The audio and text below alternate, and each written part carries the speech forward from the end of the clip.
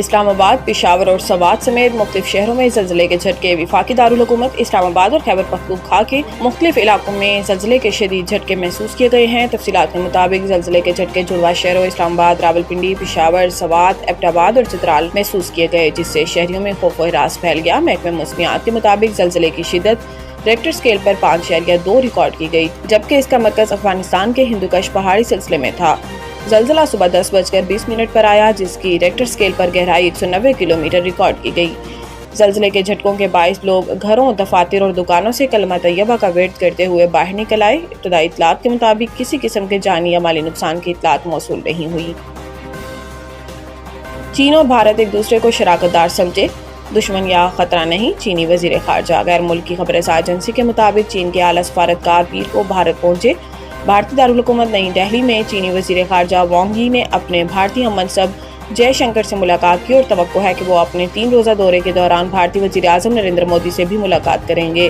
چینی وزیر خارجہ وانگ یی نے بھارتی ہم منصب جے شنکر سے گفتگو کرتے ہوئے کہا کہ چین اور بھارت ایک دوسرے کو شراکت دار سمجھے، دشمن یا خطرہ نہیں۔ چین اور بھارت کو درست اسٹریٹجک مفاہمت قائم کرنی چاہیے۔ انہوں نے کہا کہ چین ہم آہنگی، باہمی فائدے کے اصول کو برقرار رکھنے کے لیے تیار ہے۔ دوسری جانب بھارتی وزیر خارجہ جے شنکر نے کہا کہ دونوں ہمسایہ ممالک اپنے تعلقات میں ایک مشکل دور کے بعد آگے بڑھنا چاہتے ہیں۔ ہمیں اختلافات کو تنازعات میں اور مقابلے کو تصادم میں نہیں بدلنا چاہیے۔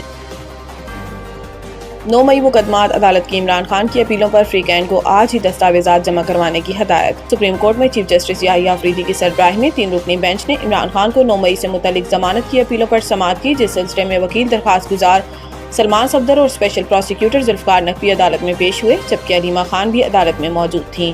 جسٹس یحییٰ آفریدی نے سلمان صفدر سے مکالمہ کیا کہ آپ نے گزشتہ روز دستاویزات جمع کروائے تھے، کل 10:30 تک دستاویزات کو دیکھ لیتے ہیں، ہمیں بھی تو دستاویزات کو پڑھنا ہے نا۔ چیف جسٹس نے کہا کہ آپ نے خود دستاویزات جمع کروائے ہیں، میں ان کو دیکھ نہیں سکا۔ ایسا کرتے ہیں کہ کیس کی سماعت کل 11:30 بجے تک ملتوی کر دیتے ہیں۔ وکیل سلمان صفدر نے کہا کہ چند فیصلوں کے حوالے سے دستاویزات جمع کروائے ہیں۔ جسٹس یحییٰ آفریدی نے کہا کہ جس فریق نے کوئی بھی دستاویزات جمع کرانے ہیں آج کرا دے، پروسیکیوشن بھی ملزم کو جمع دستاویزات کا جائزہ لے لیں۔ بعد ازاں عدالت نے اپیلوں پر سماعت کل تک ملتوی کر دی۔ دہشت گردوں کی سہولت کاری کا الزام، گرفتار لیکچرار ڈاکٹر عثمان 14 روز کے ریمانڈ پر سی ٹی ڈی کے حوالے۔ کوئٹہ میں 12 اگست کو گرفتار کیے جانے والے بیوٹنس یونیورسٹی کے لیکچرار ڈاکٹر عثمان قاضی کو سی ٹی ڈی کی جانب سے ستاد دہشت گردی عدالت میں پیش کیا گیا۔ عدالت نے ڈاکٹر عثمان قاضی کا 14 روزہ جسمانی ریمانڈ منظور کر لیا۔ بیوٹنس یونیورسٹی کے لیکچرار ڈاکٹر عثمان قاضی کو کل عدم تنظیم کے لیے سہولت کاری کے الزام میں 12 اگست کو ان کے گھر سے گرفتار کیا گیا۔ ڈاکٹر عثمان قاضی نے ویڈیو بیان میں دہشت گردی کے متعدد واقعات میں کل عدم تنظیم کی سہولت کاری کا اعتراف بھی کیا ہے۔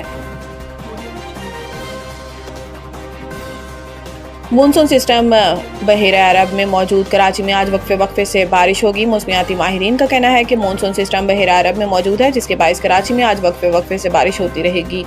شہر میں آج تیز بارش ہوئی اور درجہ حرارت میں کمی آئی، تو کل معتدل بارش کا امکان ہے۔ موسمیاتی ماہرین نے عوام سے اپیل کی ہے کہ شدید گرج چمک کے دوران شہری گھروں سے باہر نہ نکلیں اور گرج چمک کے دوران صرف ایمرجنسی کالز کے لیے فون استعمال کریں۔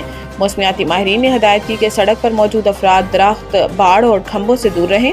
آسمانی بجلی کی زد میں آنے والے ہر چیز پر براہ راست اثر ہوتا ہے۔ دوسری جانب چیف سیکرٹری سندھ آصف حیدر شاہ نے صوبے اور بالخصوص شہر قائد میں بارشوں کے پیش نظر انتظامیہ کو الرٹ رہنے کی ہدایت کی۔ چیف سیکرٹری نے انتظامیہ کو ہدایت کی کہ تمام ڈپٹی کمشنرز اپنے عملے کے ساتھ فیلڈ میں موجود رہیں، برساتی پانی کے فوری نکاس کو یقینی بنایا جائے۔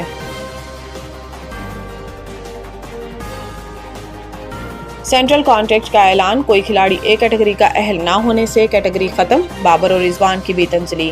قومی کرکٹ ٹیم کا کوئی کرکٹر اے کیٹیگری کا اہل قرار نہیں پایا، جس کے باعث بورڈ نے سینٹرل کانٹریکٹ سے اے کیٹیگری کو ختم کر دیا۔ پی سی بی نے 30 کھلاڑیوں کو کانٹریکٹس دیے، جن میں پرفارمنس کی بنیاد پر کیٹیگری بی، سی اور ڈی میں 10 کھلاڑی رکھے گئے، جبکہ کانٹریکٹس 1 جولائی 2025 سے 30 جون 2026 تک لاگو ہوں گے۔ گزشتہ سال 27 کھلاڑیوں کا کانٹریکٹ دیے گئے تھے اور اس سال تعداد بڑھ کر 30 ہو گئی ہے، جبکہ رواں برس 12 نئے کھلاڑیوں کو شامل کیا گیا۔ نئے کھلاڑیوں میں احمد دانیال، فہیم اشرف، حسن علی، حسن نواز، حسین طلعت، خوشدل شاہ، محمد عباس، محمد عارث، محمد نواز، صاحبزادہ فرحان، سلمان مرزا اور سفیان مقیم کو نئے کھلاڑیوں میں شامل کیا گیا۔ 9 کھلاڑی اپنی سابقہ کیٹیگری برقرار رکھنے میں کامیاب ہوئے، جبکہ 8 کھلاڑی کانٹریکٹ حاصل کرنے میں ناکام رہے۔ رواں برس کیٹیگری میں کسی کھلاڑی کو شامل نہیں کیا گیا، اسی لیے یہ کیٹیگری فی الحال ختم کر دی گئی۔ گزشتہ برس کیٹیگری میں بابر اعظم اور محمد رضوان کو شامل کیا گیا تھا۔